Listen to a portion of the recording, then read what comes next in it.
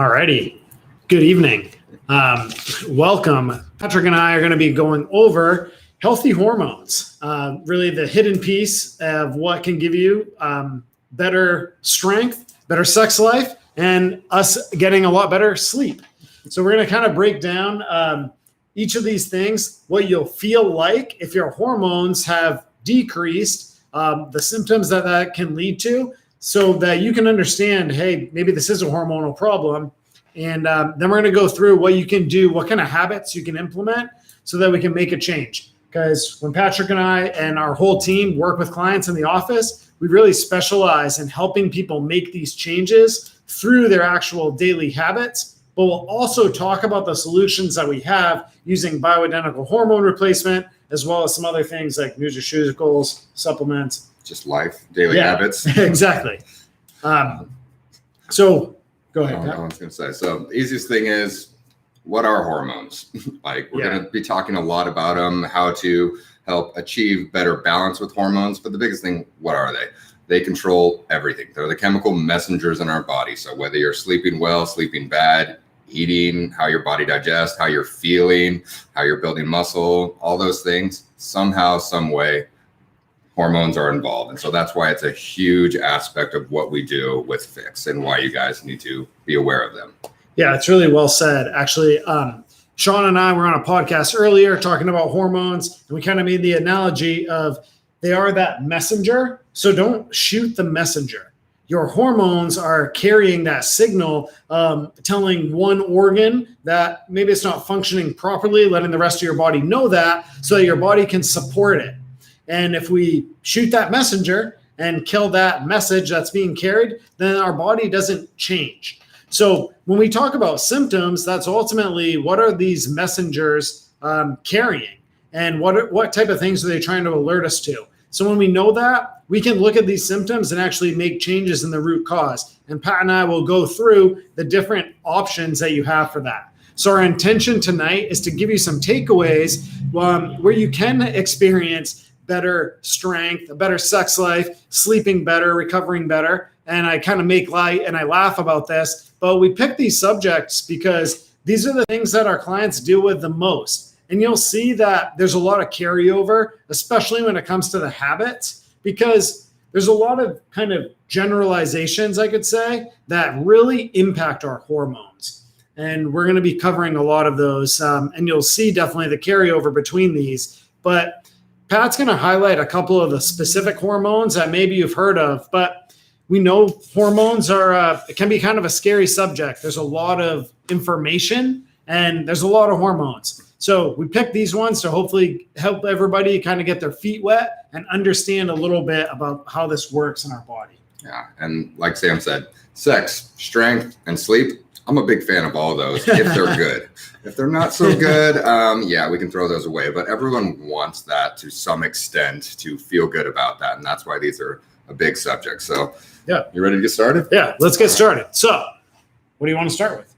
The biggest one that everyone's on their mind, right? Yeah, of course. Sleep. Of course. Sleep. It's the favorite one, right? Oh, sleep. Yeah, gotcha. Let's start with that S first. So I think a lot of people, when we talk about symptoms, like how is your sleep? They usually reply with, it's good, followed by how many hours. And that's the only way that we're, I shouldn't say dictating, but quantifying our sleep is just the amount of hours. But there's a lot of other things that make up sleep quality, right? Yeah, we've all been in bed for 12 hours at some point in our life, and you don't wake up feeling good. Well, you can, but overall, a lot of people are like, that wasn't a good quality. It's not quantity. It's not just, I guess it's not just quantity. There's a quality aspect to it. And so making sure your body's able to actually rest and relax and sleep versus just crashing and passing out because you had a long day. There's a big difference between that.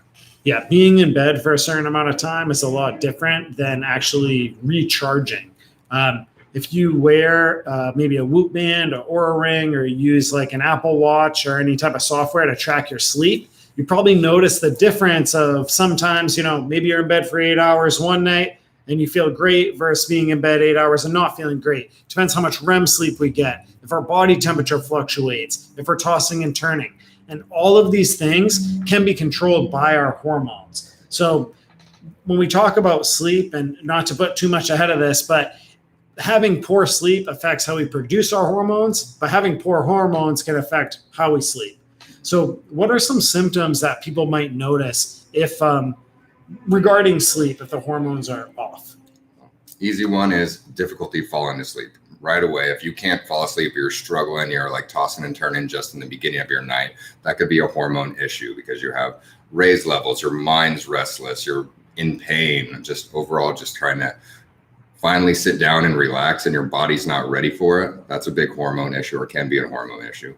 Mm-hmm. Then you have just in general waking up, where you want to be able to sleep through the night, but a lot of people are tossing and turning, or they wake up and then they have to go back to sleep. So they're still getting the same quantity of sleep, but that's a different quality if they're going up and down through the night. Yeah. They're not getting into that REM sleep. They're not actually fully recovering. Their body's not in that state of, I guess, rest where you're actually producing the right amount of hormones throughout the night. And then you wake up and you're like, I want to be in bed for another 3 hours.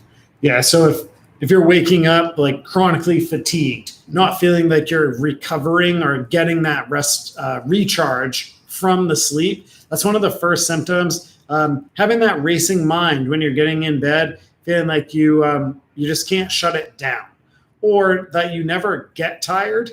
That maybe you want to expand on some of these particular hormones a little bit, but talking about getting tired, maybe you're familiar with melatonin, or you've seen that in like your sleep supplements.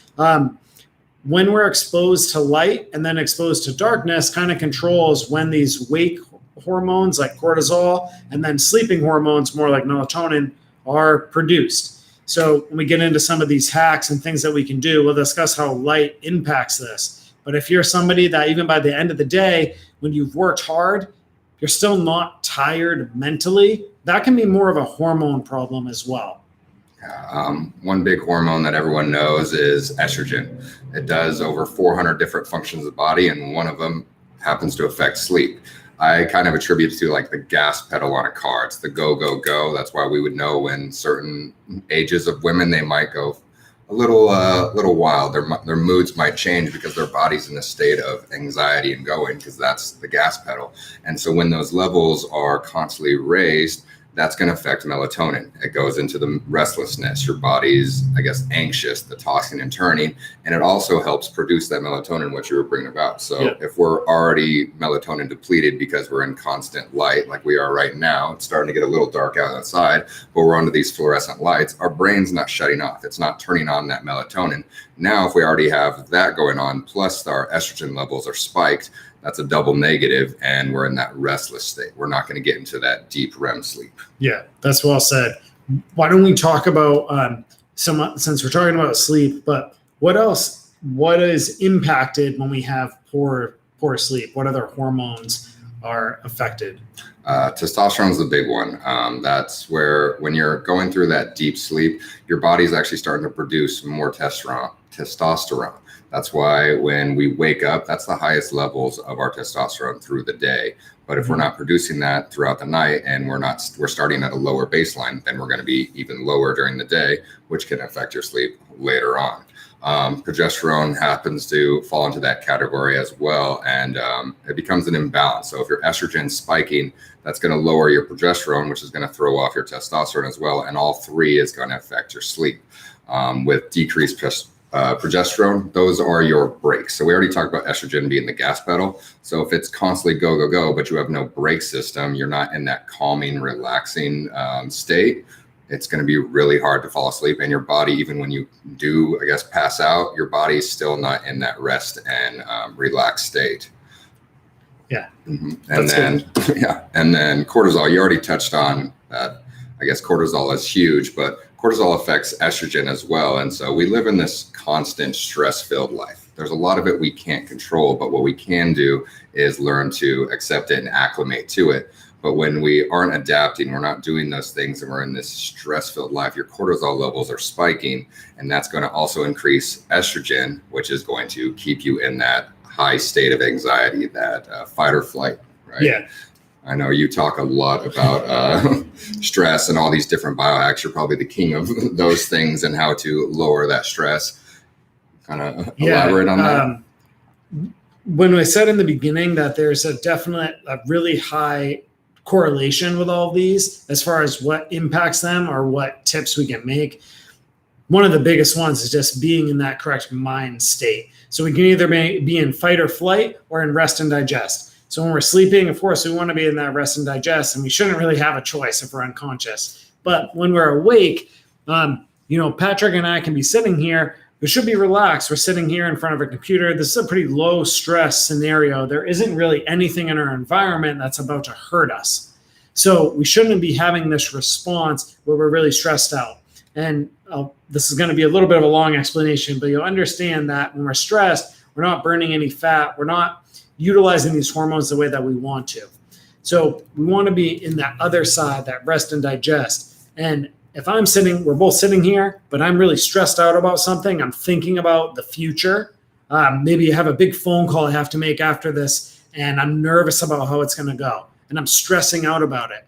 My body is creating that same response, just like there was someone trying to hurt me. So me and Patrick are in the same environment, but he's in rest and digest, and I'm stressed out. So that mental part is so important, and that goes for our sleep, the sex, strength, all of them. So we don't have to dive as deep on these other topics, but I think people kind of understand the symptoms and what you're feeling. If your hormones are off, and there's a couple different hormones that can affect your sleep, but what you might be feeling is that chronic fatigue, that you're having a really hard time shutting it down at the end of the night. You feel like your mind is just racing and you can't really slow it down. And then you're not getting restful sleep. So even when you do sleep through the night, you don't feel like you're tossing and turning. When you wake up, you don't have energy. You don't feel like you recharge at all. So anything else that you would add? That's kind of like our symptoms. Pretty much covers it. It's treating your body well and helping with that stress. So you're in that mind state when you are ready to go to bed. So is your body. And that's going to lead to more of a restful night. And you're going to wake up feeling good, ready to start the day and do the things that you need to do because you have that energy and purpose. And it's a cycle. Now, if you're not getting that rest and you're constantly tired and you wake up and you're already thinking, oh my God, I can't wait to get in bed again.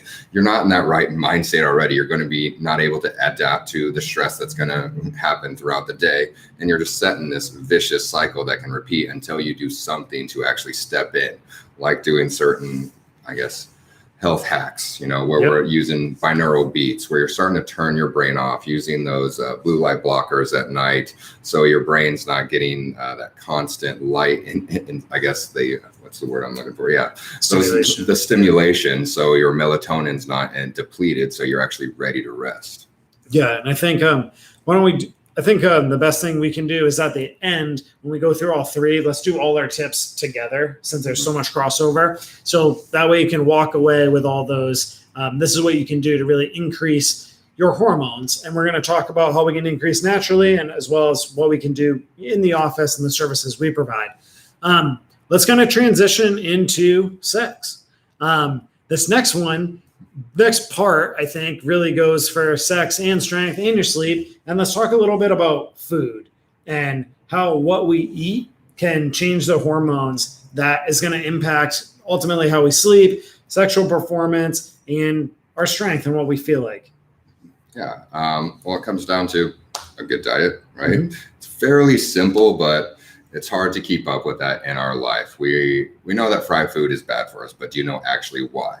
There's a lot of inflammatory properties that can last for a few days just having one piece of fried chicken. Well, that wreaks havoc on your body throughout the days. It spikes that cortisol, which can increase estrogen, which can steal away from testosterone. And all of those are going to affect your sex life, right? So when you say, I'm glad you said that, like a good diet, a clean diet.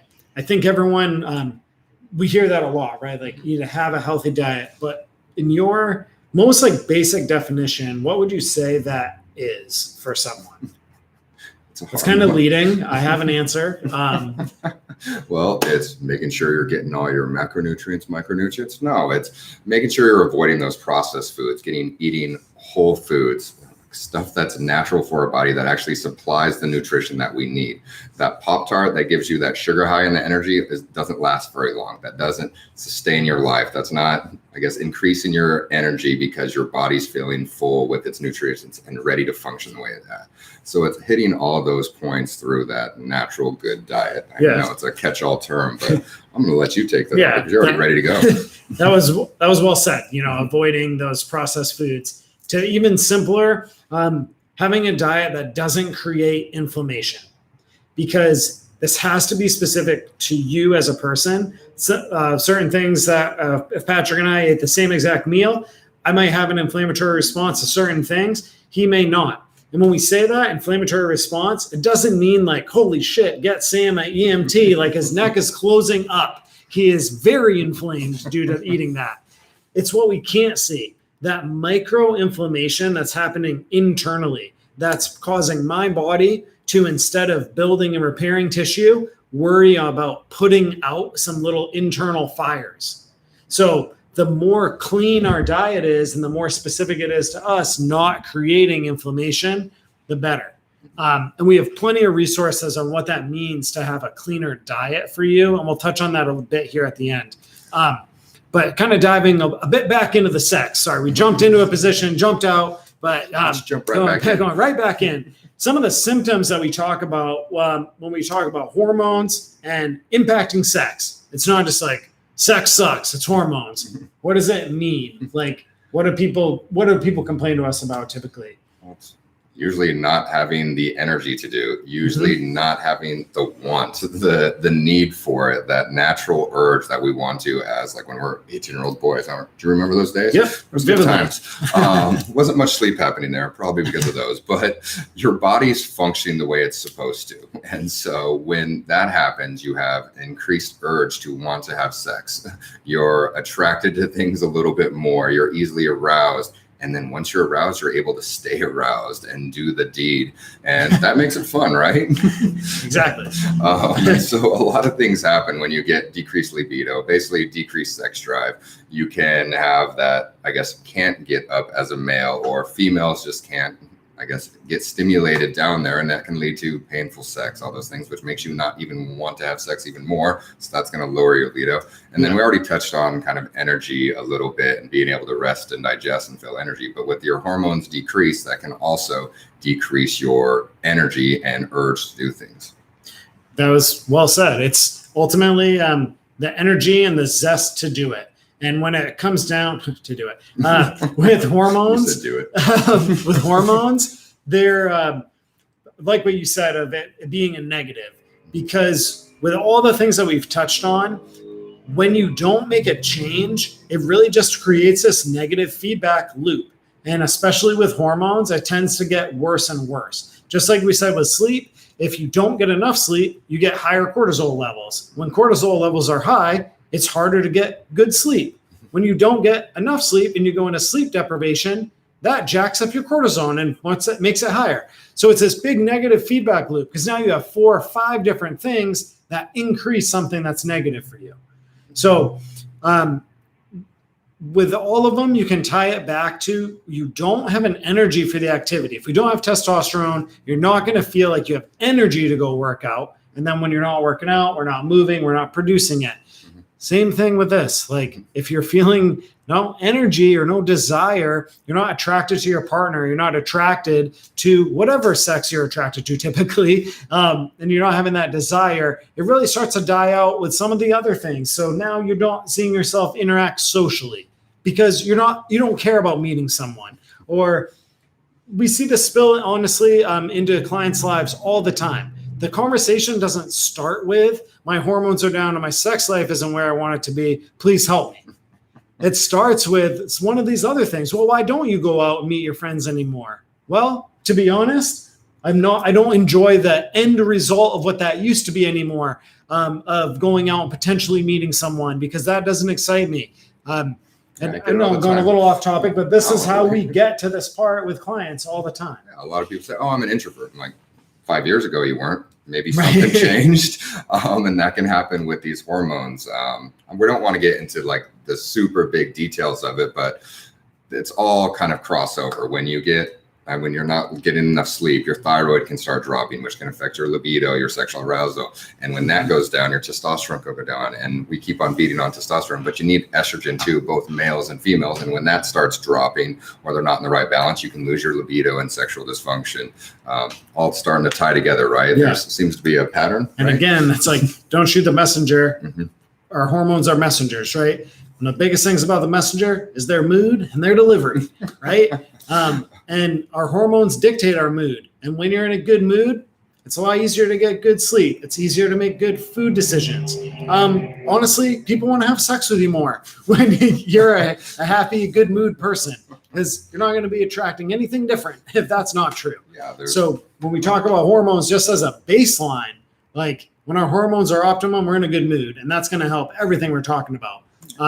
To kind of stay true to the timeline that we put out, let's dive into the strength stuff so we have some time to give everyone really good takeaways with what you can do to increase the hormones. We're done with sex. Well, we can touch on it a little bit more, but it all ties back. Yeah. Let's talk about strength and really the common symptoms that we see people bring to us with these type of complaints, or how do we help people with when these are issues? People sort of say, "Oh, I'm just aging, don't have as much muscle mass." I go to the gym every once in a while, but they don't have the energy to keep working out, or they're not seeing the same changes that they used to. Or like, I'm working out just to maintain, right? Not like, oh, I'm not trying to build muscle anymore. It's like, who wouldn't want to add muscle? You're going to the gym still. Or a lot of people like, oh, I keep on working out, but I just gain fat. So they're just, a lot of them are just frustrated. A lot of them, not much has changed maybe in how much they're working out or maybe even how they're eating, but they're not seeing those same changes. And when you look at it, that could be a hormone issue, right? Even if they're eating a fairly clean diet, what we talked about a little bit before, they're still hitting the gym. But 2 years ago, there was like, I was gaining muscle, and now they're getting a little frustrated. Maybe they don't want to go anymore. Now they're looking at some weird things to do, some new fad diet or some new fad tool to gain some muscle. But really what's changing is internally. Nothing changed externally for you. Yeah, tying back to a little bit more, like we said, on sex. If it starts with not having the energy, the desire. So if you've noticed, maybe you had this shift where at one point you love going to the gym. You really look forward to that workout, whether it's before work, after work. It was something you did with your spouse, your loved one, your family, and you really look forward to it.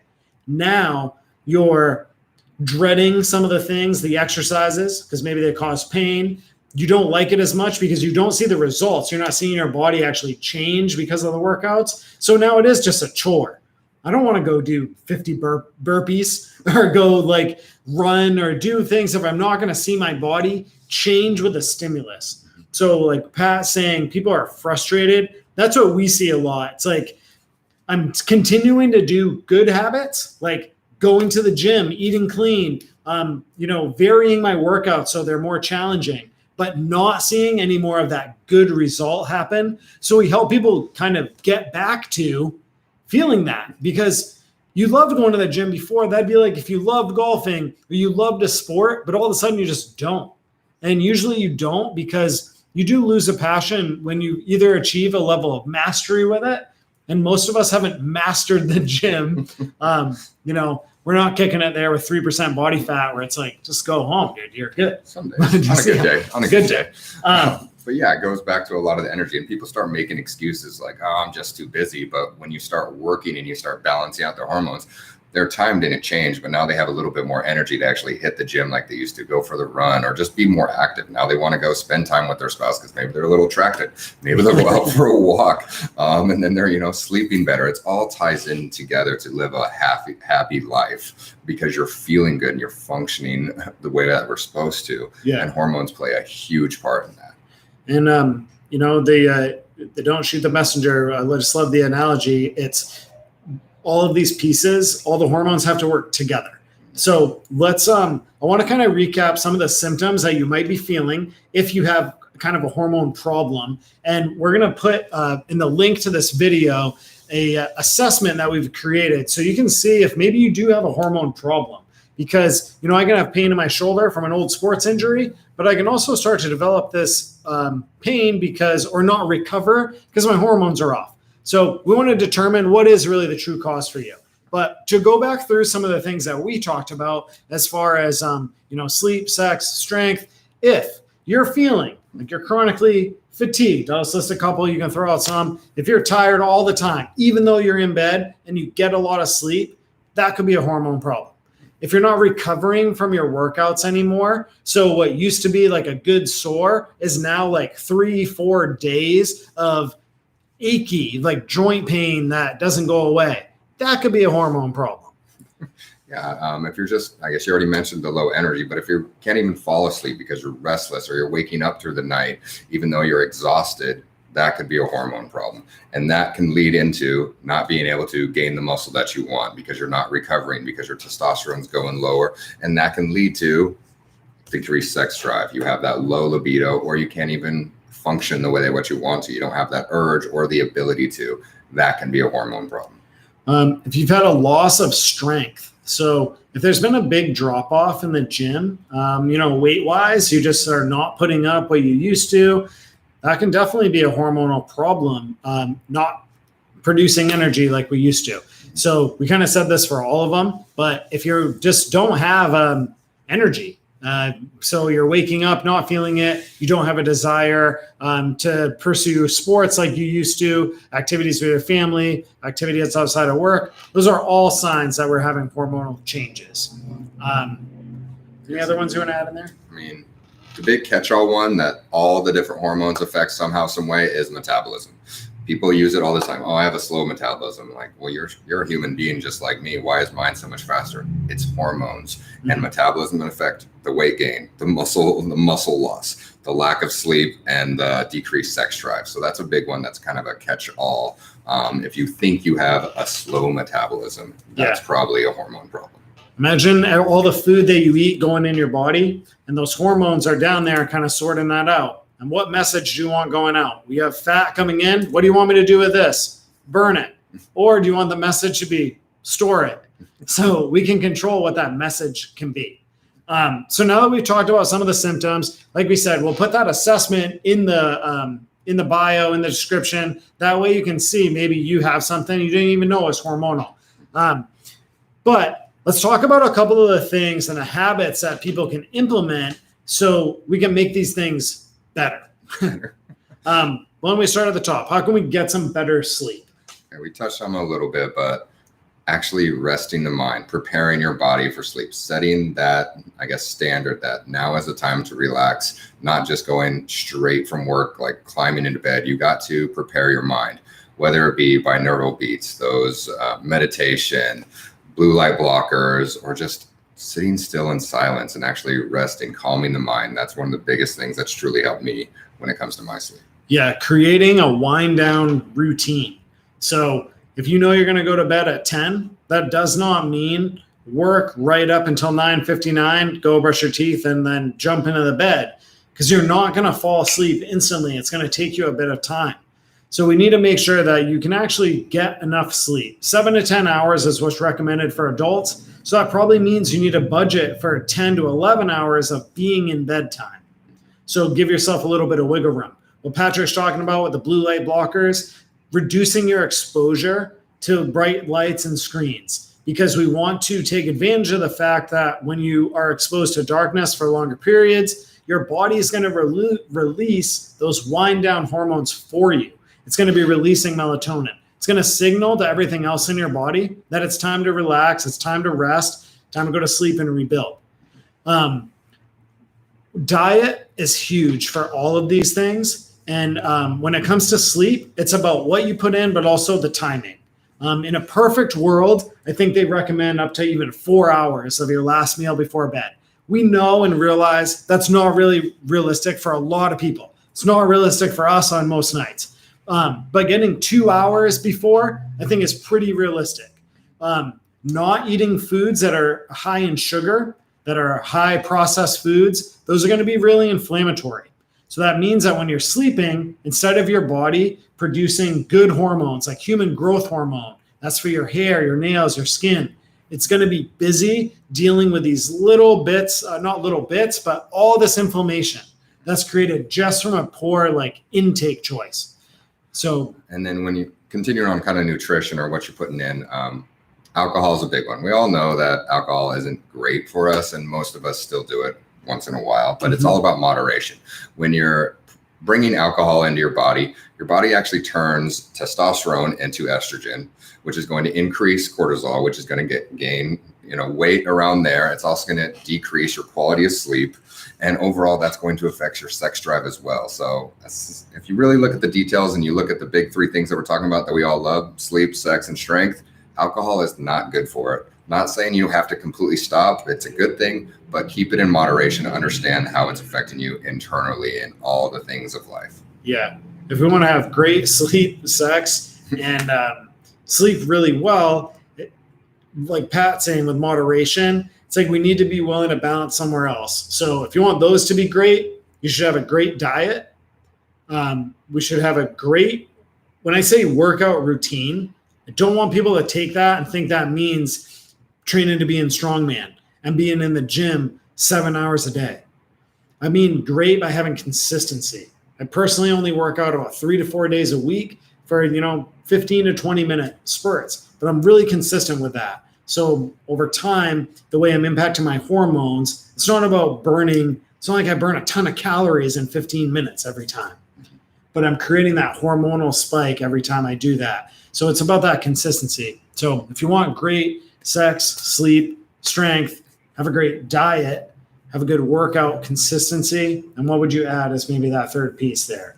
We talked about the daily habits, making sure it's consistent with the workouts as well as your wind down routine, and then making sure that you're getting tested. If you actually believe that it could be a hormonal problem, and it probably is at some point in your life, getting tested, because you can do all these different life hacks, but until you actually know the levels, you don't know what to affect. And there could be simple things like nutraceuticals or supplements or specific foods that you need to intake to get those levels up where they need to be to start balancing. Or there's other ways like hormone replacement therapy that you can look into, but it doesn't matter until you actually know those levels. You can't make an intervention or a change until you know those levels. Right.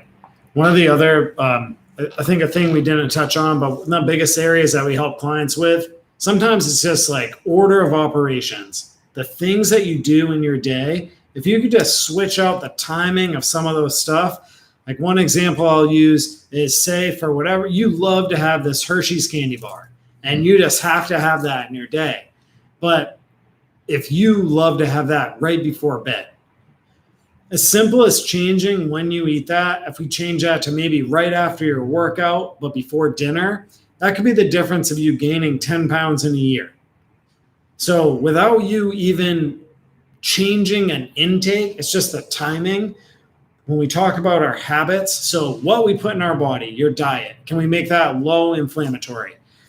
That starts with some testing as well, because we can tell you a lot of generic things. Sugar is inflammatory for everyone. Cigarettes are inflammatory for everyone. But there's other things. Tomato might be for him, might not be for me. Corn might be for me, might not be for him. We have to test you specifically to see where you're at for those type of things. And that's stuff we can do with food sensitivity. That way you can have confidence in your diet if that creates any inflammation. Because every time you're creating inflammation, your body's not releasing those other hormones the way that it can, and it's not doing it optimally. I know not to be long-winded on this one, but it's like diet is the most important thing we can do to just overall help all the hormones. Because we can give you health hacks and, biohacks until you're blue in the face, but we're really not making a big change if it's like a real root structural problem.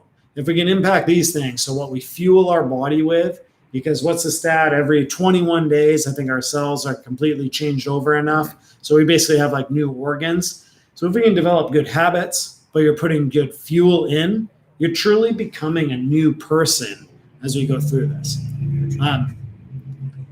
Is there anything else you'd like to add? We've hit on sleep, on diet, an exercise routine, any other takeaways people can have to kind of increase hormones in general, but to be better with any of these? It really comes down to doing what is right. And if you don't know what's right, you don't know what to do. So making sure you have good people on your side, you're looking at the right information out there. So it's guiding you. So you're not just following these random steps, but actually doing what's good for your body. Right. We talked about have a good diet. What does that mean? Yeah. It's really hard because there's so much information out there. Should you be on a carnivore diet? Should you do paleo? Should you be vegan?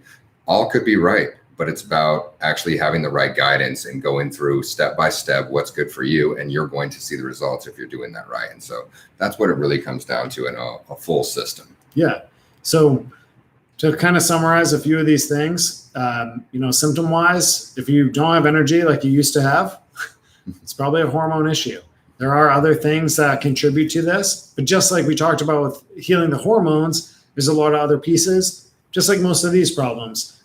Nothing is, in a vacuum, a singular cause. Mm-hmm. But if you're feeling tired, if you don't have energy, you're not recovering like you used to, we didn't talk so much about mental stuff, but brain fog, if you're feeling really anxious, if you're kind of feeling depressed, especially if there's no correlation, no tie, these are definitely signs of hormonal imbalances. Yeah, it's hard to tie everything into this 30-minute show that we're doing because just thyroid, just one hormone or one hormone section has over 200 symptoms. So for us to handle it all in this is really hard. And I think we did a fairly good job tying it into just sex, strength, and sleep. But there's so many other things. So just make sure we're all about living not normally. We want to live optimally, and hormones play a huge factor in that. And so making sure they're in balance so you can live your best life is our goal personally, as well as for our patients, our family, everyone. Exactly. So well said. I'm going to make you keep talking a little more because I want to touch on a few things and we'll wrap it up here. But we mentioned this with nutraceuticals, but what I typically tell clients is everyone's kind of on a spectrum. When we can get our blood tested and see where all our hormones are at, we can just select what's the best treatment method for us. Like Pat said, sometimes that's supplements, nutraceuticals, sometimes that's hormone replacement. So depending on where your levels are at and where we need to support, we can choose what that is. Can you explain really briefly what that's like if we're using a nutraceutical versus doing hormone replacement? Or how they work together? Comes down to testing, like you basically said. We need to look at exactly what your levels are. Maybe your vitamin D's low. That's a simple nutraceutical when you're using the right stuff, and that can help balance out a whole bunch of other hormones. Maybe it's just fixing a little bit of your diet when your estrogen levels are out of balance. You could use a supplement called DIMS, which helps with metabolism of hormones to get those levels back where we need to be. But if your levels are really off, and it happens naturally, I'm sorry, aging sucks, but overall, certain hormones start to decrease as we age. We all know what happens with menopause. That's a spike of estrogen. That's a low of a bunch of other hormones. Males, we start going through a drastic decrease of testosterone. We're getting old. We're getting moody, cranky. Old man, get off my lawn. So you can do nutrition stuff and do the proper diet to have that best possible line naturally. But as that starts to decrease, you might need a little bit more external help. And that's where hormone replacement therapy comes into play. And there's a bunch of different types, but overall, there's a better way to do it where it's natural. What's called bioidentical, meaning that hormone is that we're giving you is the exact same that your body makes already. So there's no weird stuff going in. You're not speaking Spanglish. It's English to English or Spanish to Spanish, and your body takes that, and that can help you get to those levels that you need to be at when you're 18, when you were 22. And it all comes down to making sure that your body, which I consider is like the soil, your body's the soil. If we're treating it right, we're eating right and everything like that, then when we apply the Miracle-Gro and the seeds, that's going to work together. Now, if we do that Miracle-Gro and the seeds and the hormone replacement and the nutraceuticals, but you're still eating like crap, that doesn't combine. Your soil's crap. And so you can give as much good seeds as you want, but it's not going to work out as best. And that becomes that overall approach of fixing the human being to make sure they're living their best life. I think that was really well said. So start with the testing. Take the habits that we gave you today, implement these, see what type of changes you see in your body. But if you see changes, that's a good clue that there's more that can be done and more that we can optimize. I'll leave you with kind of this simple example, but imagine you were gifted like a luxury car that you always wanted and how passionate you would be about caring for that. Cleaning the tires, having someone care for the outside, clean the inside. You'd really go above and beyond. Well, what's cool is that imagining our body being that vehicle in the example, our body has the ability to adapt and the ability to change. So if you start treating it like what you want it to be, we can actually start to change and get better and closer to that. we're not expecting everyone to have the depth of knowledge we have on the hormones, but I think you heard just from what we said, there's so much carryover and crossover. So if you start to increase the benefits in a little bit in a few different places, that can compound to be really big benefits in your life. So you might feel like these little tips, it's not a lot or it's not a big enough change, but we promise you that it is. So just make these changes and make them consistent, and then reach out to us if you need to get the testing so that we can take this all the way. So we hope that these videos are helpful. We're going to continue to be educating people on hormones, on different symptoms, on different procedures, treatments. So please let us know in the comment section if this was helpful for you, what you'd like to see so that we can better tailor this to you. Anything else you'd like to add, Patrick? You close it out perfectly. Thanks, guys. Awesome. Have a good night and enjoy. See if we know how to stop this.